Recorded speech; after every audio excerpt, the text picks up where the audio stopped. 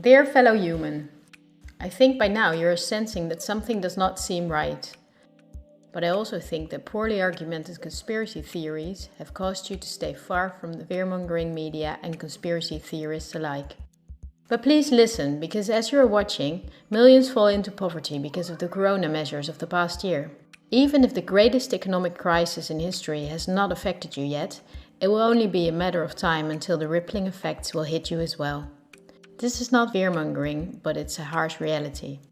I also think we might mitigate the damage and may even do better provided we are informed correctly about our situation. This is why I would like to show you a few facts you can easily check, facts that are of crucial importance. Less than a handful of big corporations dominate every aspect of our lives. That may seem exaggerated, but from the breakfast we eat to the mattress we sleep on and everything we wear and consume in between is largely dependent on these corporations. Those are huge investment companies that determine the course of money flow. They are the main characters of the play that we are witnessing. I know your time is valuable, so I summarized the most important data. How does it work? Let's take PepsiCo as an example. It is the parent company of many soda companies and snack companies. The so-called competitive brands are from factories from a few corporations who monopolize the entire industry.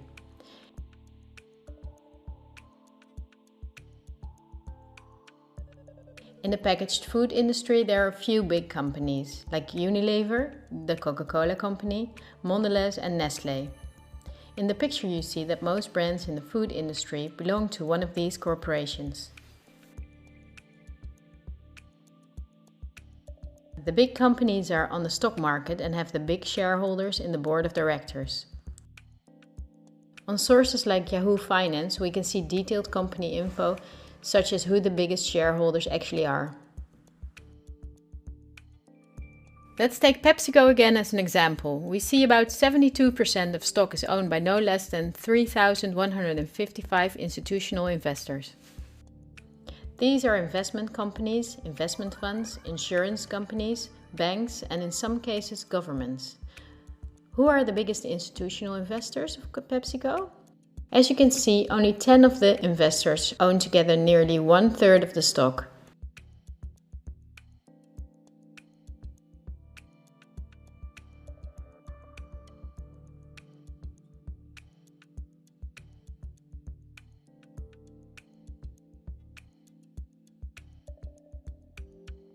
The top 10 of investors together amount to a value of $59 billion.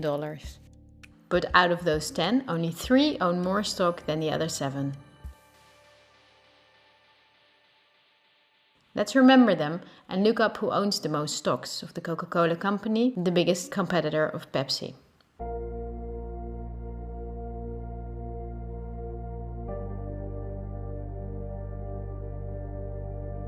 The biggest lump of stock is again owned by institutional investors. Let's look at the top 10 and start at the bottom 6 of them. 4 of these institutional investors we also saw at the bottom 6 of PepsiCo. These are Northern Trust, JP Morgan Chase, Geode Capital Management and Wellington Management. Now let's look at the 4 biggest stock owners.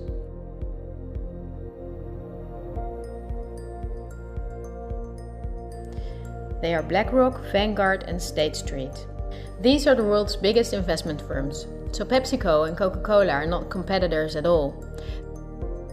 The other big companies that own a myriad of brand names like Unilever, Mondelez and Nestlé are from the same small group of investors. But it's not only in the food industry that their names come up. Let's find out on Wikipedia which are the biggest tech companies.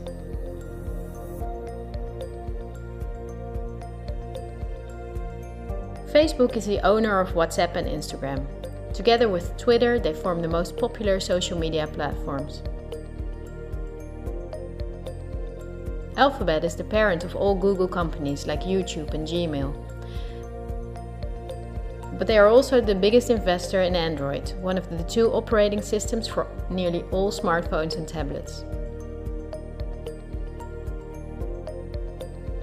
The other operating system is Apple's iOS. If we add Microsoft to the above three, we see 4 companies making the software for nearly all computers, tablets and smartphones in the world. Let's see who are the biggest shareholders of these companies. Take Facebook. We see that 80% of the stock is owned by institutional investors. These are the same names that came up in the food industry. The same investors are in the top 3. Next is Twitter. It forms with Facebook and Instagram the top 3. Surprisingly, this company is in the hands of the same investors as well. We see them again with Apple and even with their biggest competitor, Microsoft.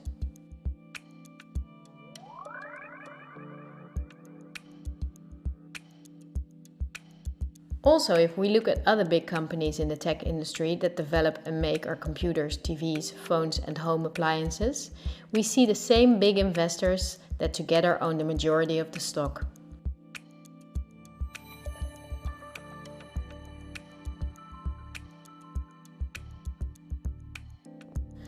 It's true for all industries, I'm not exaggerating.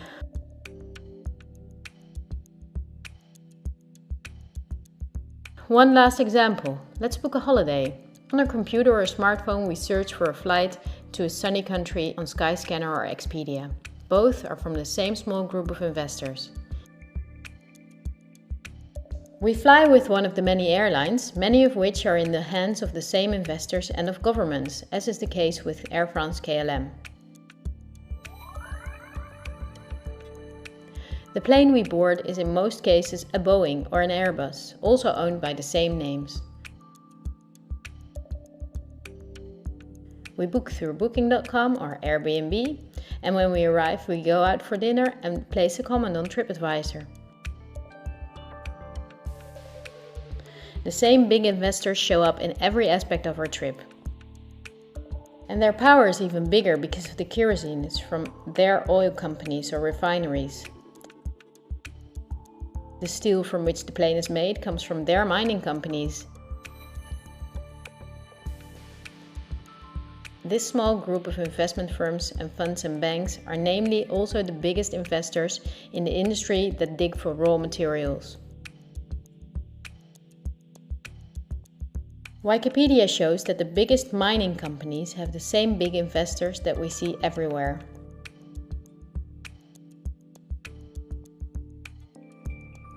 Also the big agricultural businesses on which the entire food industry depends.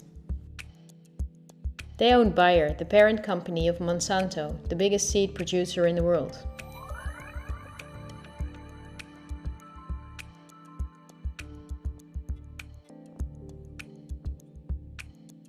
But they are also the shareholders of the big textile industry. And even many popular fashion brands who make the clothing out of the cotton are owned by the same investors.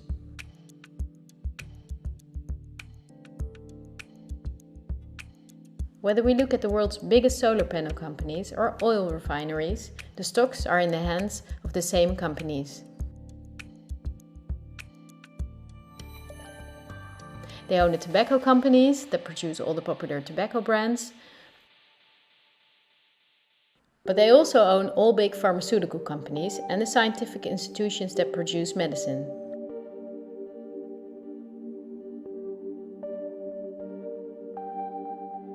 They own the companies that produce our metals and also the entire car, plane and weapon industry, where a great deal of the metals and raw materials are used.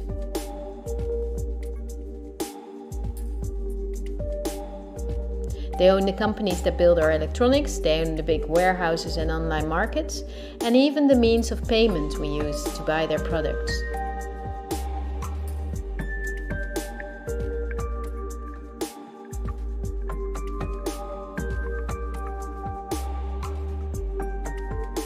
To make this video as short as possible, I only showed you the tip of the iceberg.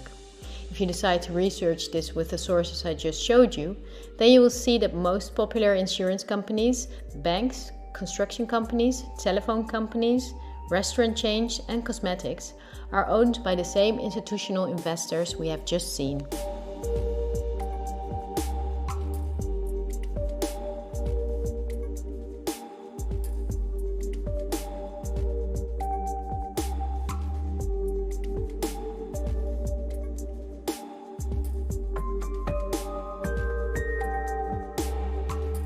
These institutional investors are mainly investment firms, banks, and insurance companies.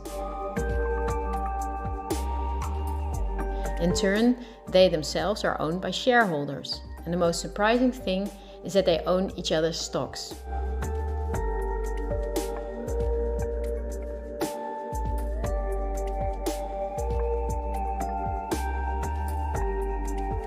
Together they form an immense network comparable to a pyramid. The smaller investors are owned by larger investors. Those are owned by even bigger investors. The visible top of this pyramid shows only two companies whose names we have often seen by now. They are Vanguard and BlackRock. The power of these two companies is beyond your imagination. Not only do they own a large part of the stocks of nearly all big companies, but also the stocks of the investors in those companies. This gives them a complete monopoly.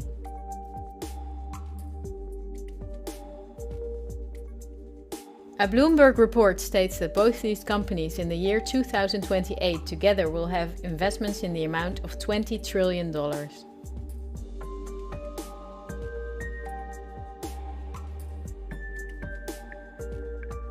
That means that they will own almost anything. Bloomberg calls BlackRock the fourth branch of government because it's the only private agency that closely works with the central banks. BlackRock lends money to the central bank, but it's also the advisor. It also developed the software the central bank uses. Many BlackRock employees were in the White House with Bush and Obama. Its CEO Larry Fink can count on a warm welcome from leaders and politicians. Not so strange if you know that he is the frontman of the ruling company. But Larry Fink does not pull the strings himself. BlackRock itself is also owned by shareholders. Who are those shareholders? We come to a strange conclusion. The biggest shareholder is Vanguard. But now it gets murky. Vanguard is a private company and we cannot see who the shareholders are.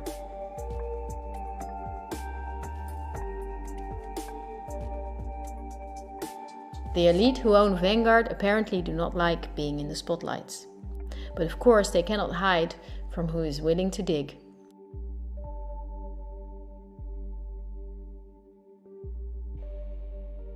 Reports from Oxfam and Bloomberg say that 1% of the world together owns more money than the other 99%. Even worse, Oxfam says that 82% of all earned money in 2017 went to this 1%.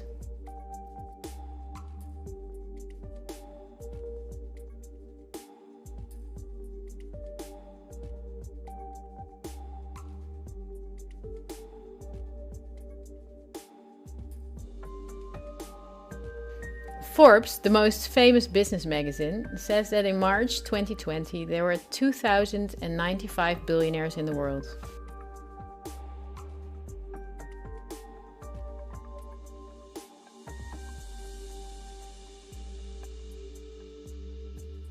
This means that Vanguard is owned by the richest families in the world. If we research their history, we see that they have always been the wealthiest, some of them even before the start of the Industrial Revolution. Because their history is so interesting and extensive, I will make a sequel. For now, I just want to say that these families, of whom many are in royalty, are the founders of our banking system and of every industry in the world. These families have never lost power, but due to an increasing population they had to hide behind firms like Vanguard, of which the stockholders are the private funds and non-profits of these families.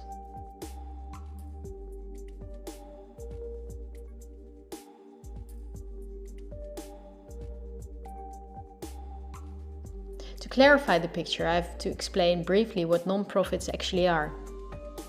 These appear to be the link between companies, politics and media. This conceals the conflicts of interests a bit.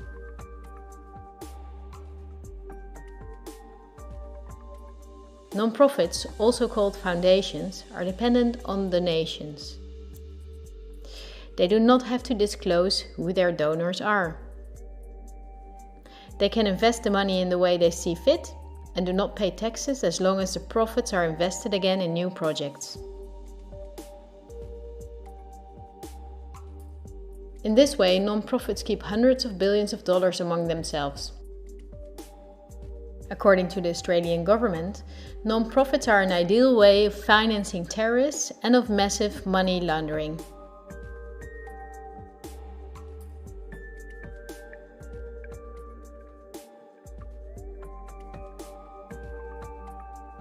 The foundations and funds of the families that are the richest stay in the background as much as possible. For issues that get much attention, the foundation of philanthropists are used that are lower in rank but very rich. I want to keep it short, so I will show you the 3 most important ones that connect all industries in the world. They are the Bill and Melinda Gates Foundation, the Open Society Foundation of the controversial multi-billionaire Soros, and the Clinton Foundation. I will give you a very short introduction to show you their power. According to the website of the World Economic Forum, the Gates Foundation is the biggest sponsor of the WHO. That was after Donald Trump quit USA financial support to the WHO in 2020.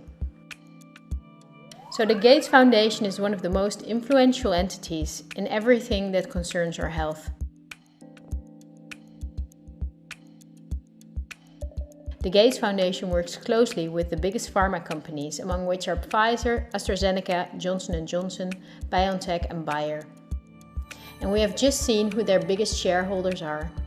Bill Gates was not a poor computer nerd who miraculously became very rich. He's from a philanthropist family that works for the absolute elite. His Microsoft is owned by Vanguard, BlackRock and Berkshire Hathaway. But the Gates Foundation, after BlackRock and Vanguard, is the biggest shareholder in Berkshire Hathaway. He was even the member of the board there. We would need hours if we wanted to uncover everything in which Gates, the Open Society Foundation of Soros and the Clinton Foundation are involved. They form a bridge to the current situation, so I had to introduce them. We need to start the next topic with a question. Someone like me, who never makes videos, can with an old laptop objectively show that only 2 companies hold a monopoly in all industries in the world. My question is, why is this never talked about in the media? We can choose daily between all sorts of documentaries and TV programs, but none of them cover this subject. Is it not interesting enough? Or are there other interests at play? Wikipedia again gives us the answer. They say that about 90% of the international media is owned by 9 media conglomerates. Whether we take the monopolists Netflix and Amazon Prime,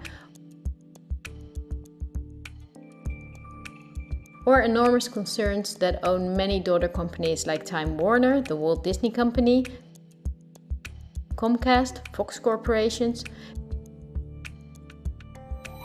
Bertelsmann and Viacom CBS, we see that the same names own the stocks. These corporations not only make all the programs, movies and documentaries, but also own the channels on which those are broadcast. So not only the industries, but also the information is owned by the elite. The daily news of all these media outlets, the diverse news media, do not produce news. They use information and footage from the press agencies ANP and Reuters. These agencies are not independent. ANP is owned by Talpa, John de Mol. Thomson Reuters is owned by the powerful Canadian Thomson family.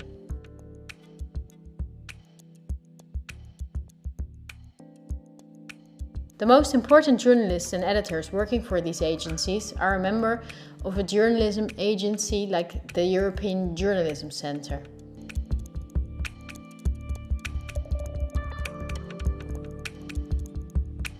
These are one of the biggest European sponsors of media-related projects. They educate journalists publish study books, provide trainee spaces and press agencies, and work closely together with the big corporations Google and Facebook. For journalistic analysis and views, the big media use Project Syndicate. This is the most powerful organization in the field. Project Syndicate and organizations like I mentioned are together with the press agencies the link between all worldwide media outlets. When news anchors read from their audio cues, chances are that the text stems from one of these organizations. That is the reason that worldwide media shows synchronicity in their reporting. One-sided news stories plaguing our country. The sharing of biased and false news has become all too common on social media. More alarming, some media outlets publish these same fake stories without checking facts first. The sharing of biased and false news has become all too common on social media. More alarming, some media outlets publish these same fake stories true without checking facts first. Unfortunately, some members of the media use their platforms to push their own personal bias and agenda to control exactly what people think. And this is extremely dangerous to our democracy. This is extremely dangerous to our democracy. This is extremely dangerous to our democracy. This is extremely dangerous to our democracy. This is extremely dangerous to our democracy. This is extremely dangerous to our democracy. This is extremely dangerous to our democracy. This is extremely dangerous to our democracy. This is extremely dangerous to our democracy. This is extremely dangerous to our democracy. This is extremely dangerous to our democracy. This is extremely dangerous to our democracy. This is extremely dangerous to our democracy. This is extremely dangerous to our democracy. And look at the European Journalism Centre itself. Again, the Gates Foundation and the Open Society Foundation. They are also heavily sponsored by Facebook, Google, the Ministry of Education and Science, and the Ministry of Foreign Affairs. Who sponsors the organization and press agencies that produce our news? With Project Syndicate, we see the BMGF, the Open Society Foundation and the European Journalism Centre. The organizations that bring the news get paid by non-profit organizations, of the same elite that also owns the entire media. Well, this was a lot to chew on, and I tried to make it as short as I could. I only used examples that I thought were necessary to create a clear overview. This helps to better understand our current situation, that can shed new light on past events.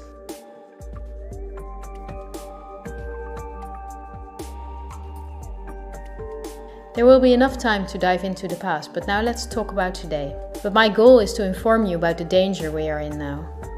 The elite governs every aspect of our lives, also the information we get, and they depend on a cooperation to connect all industries in the world to serve their interests. This is done through the World Economic Forum, among others, a very important organization.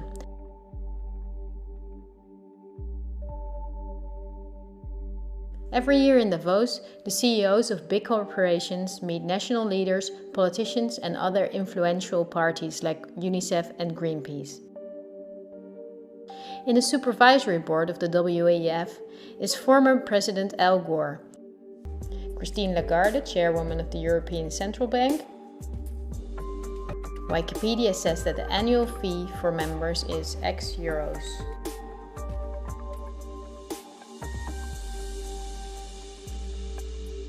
But over half of her budget comes from partners who pay the cost for politicians who otherwise could not afford membership. Wikipedia also mentions this.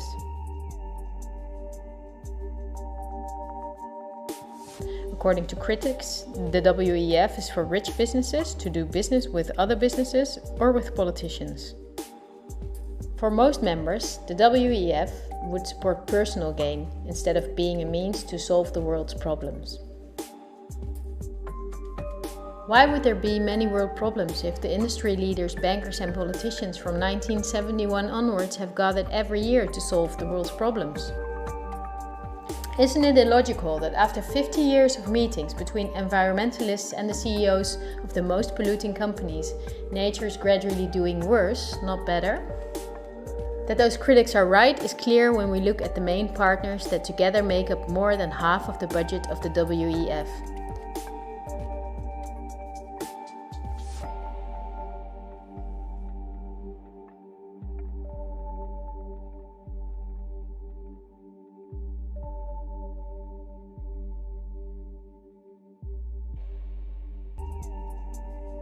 Because these are BlackRock, the Open Society Foundation, the Bill and Melinda Gates Foundation,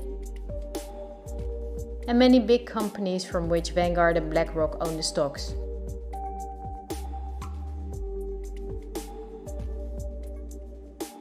Chairman and founder of the WEF is Klaus Schwab, a Swiss professor and businessman. In his book The Great Reset, he writes about the plans of his organization. The coronavirus is, according to him, a great opportunity to reset our societies.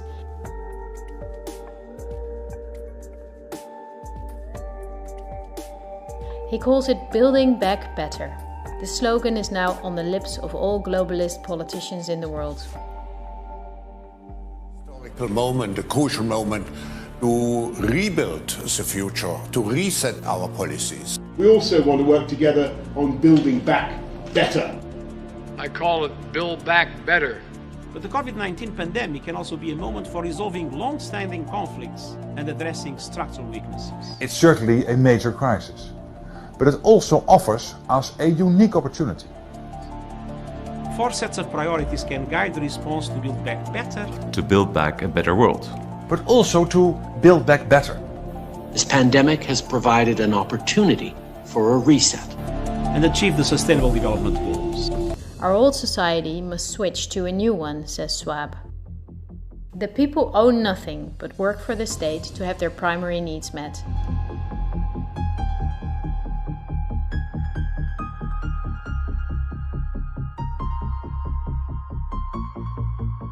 The WEF says it's necessary. For the consumption society the elite forced upon us is not sustainable anymore.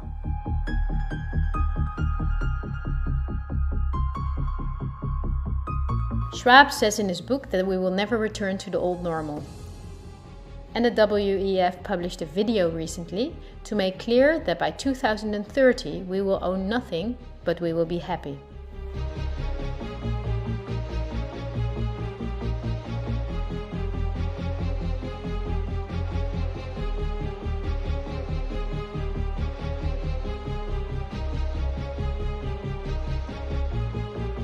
You probably heard of the New World Order.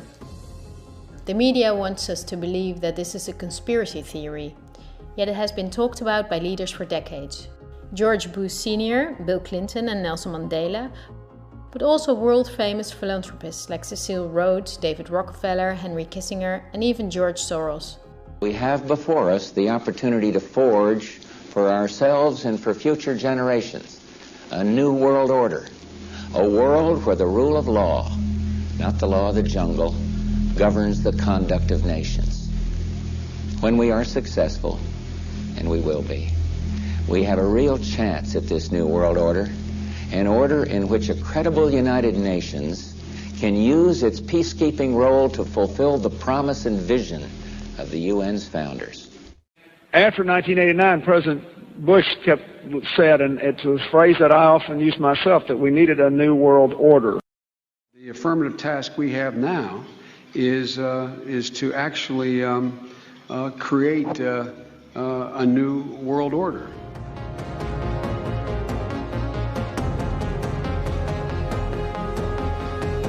The UN presented in 2015 their controversial Agenda 2030. It is almost identical to the Great Reset of Klaus Schwab. The UN wants to make sure, as does Schwab, that in 2030 poverty, hunger, pollution and disease no longer plague the earth. Sounds nice, but wait till you read the small print. The plan is that Agenda 2030 will be paid by us, the citizens. Just like they ask of us now to give away our rights for public health, they will ask us to give away our wealth to battle poverty. These are no conspiracy theories. It is on their official website. It comes down to this. The UN wants taxes from Western countries to be split by the mega corporations of the elite to create a brand new society. A new infrastructure because fossil fuels are gone in 2030. For this project, the UN says we need a world government, namely the UN itself.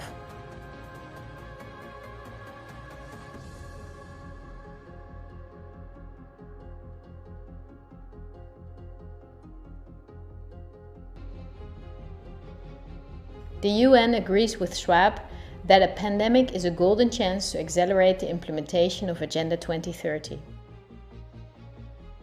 It is worrisome that the WEF and the UN openly admit that pandemics and other catastrophes can be used to reshape society.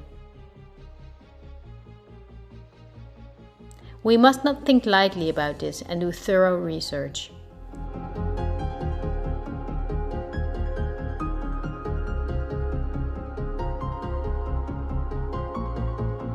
On Friday, October 18, 2019, months before the pandemic was announced, a gathering was held in the Pierre Hotel in New York City. It was a meeting for very important persons. Present were politicians, highly credited health experts, and pharmacologists. The goal of the gathering was a simulation of a worldwide pandemic.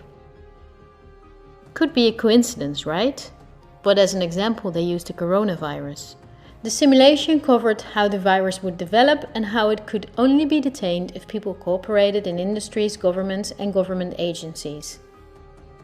Again, a new world order to save us. Is it surprising when I tell you that this gathering, Event 201, was organized by the World Economic Forum, the Bill and Melinda Gates Foundation, and the Johns Hopkins Institute? This is no conspiracy theory. Look on the official website of Event 201. At this point, you may not be surprised anymore that the Robert Koch Institute, just like any other public institute, is closely connected to Gates' WHO, and that it created a similar simulation in 2012.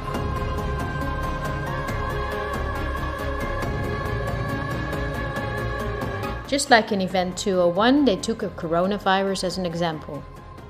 In this simulation, the starting point was a food market in Southeast Asia. A coronavirus would jump from an animal to a human.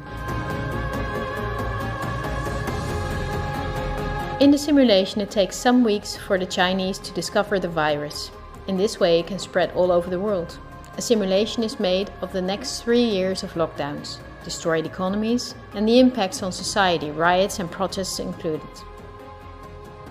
I won't go into the details, look it up on the website of the German government.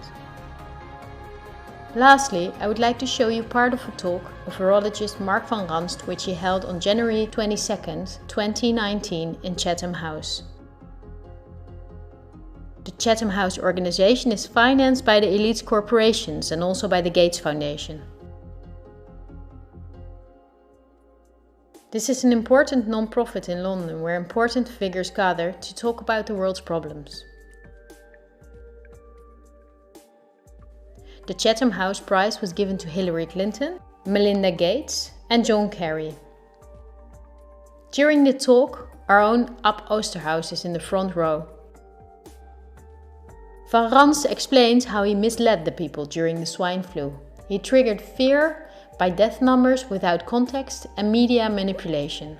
He laughs as he tells how he made sure that the vaccines of the pharmaceutical companies he was working for then were accepted by many fearful people. To tell you about my experiences being the crisis manager, the flu commissioner for Belgium and highlighting the communication aspects there. And then you have one opportunity to do it right. I mean, day one is so important. In day one, you start your communication with the press, with the people, and you have to do it right. I mean, you have to go for one voice, one message. In Belgium, they chose to appoint a non-politician to do that. I mean, I have no party affiliations, and that makes things a little bit, at that time at least, a little bit easier, because you're not attacked politically majority, minority, that doesn't come into play, and that was a huge advantage. The second advantage is that you can play in Brussels the complete naive guy and get a lot more done than you would otherwise be able to do. You have to be omnipresent that first day or the first days, so that you attract the media attention. You make an agreement with them that you will tell them all, and if they call, you will pick up the phone. When you do that, then you can profit from these early days to get complete carpet coverage of the field, and they're not going to search for alternative voices there. And if you do that, that makes things a lot easier. And then you have to say, okay, well, we will have H1N1 deaths. Of course, that would be unavoidable. I used there Sir Donaldson's quote, where he said that in the UK, by the peak of the epidemic, 40 people would die per day at the end of the summer.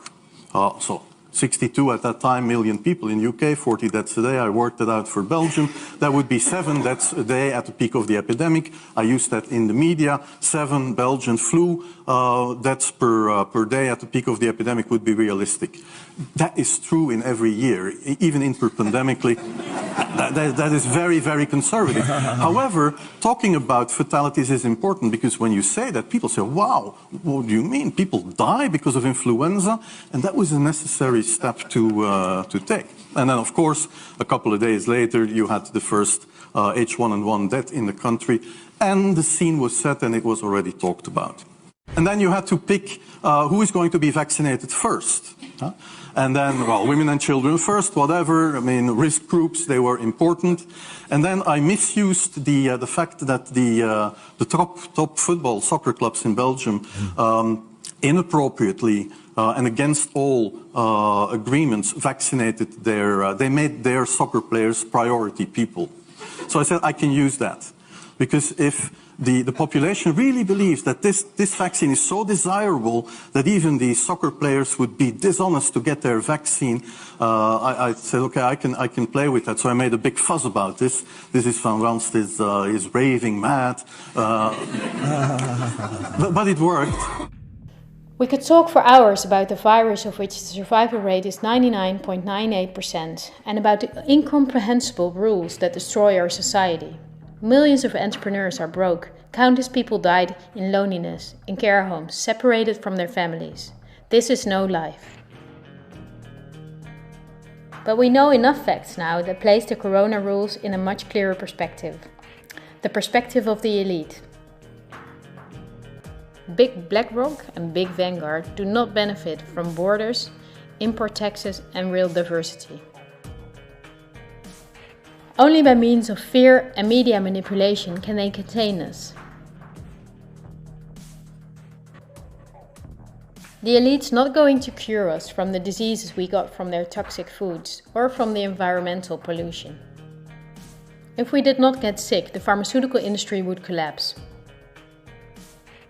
Nothing sells better than fear is the slogan of virologists like Van Ranst. You're going to be surprised, like I was, that we have often been warned. I think we're being run by maniacs. If anybody can put on paper what our government and the American government, etc., and the Russian, Chinese, what they are actually trying to do, I think they're all insane. But I'm liable to be put away as insane for expressing that.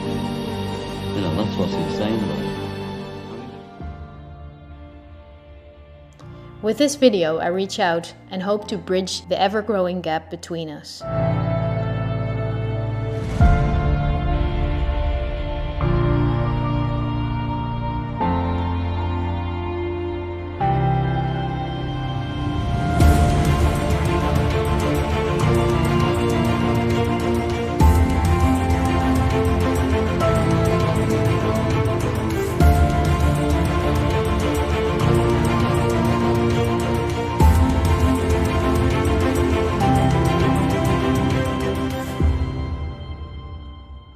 Thank you for listening.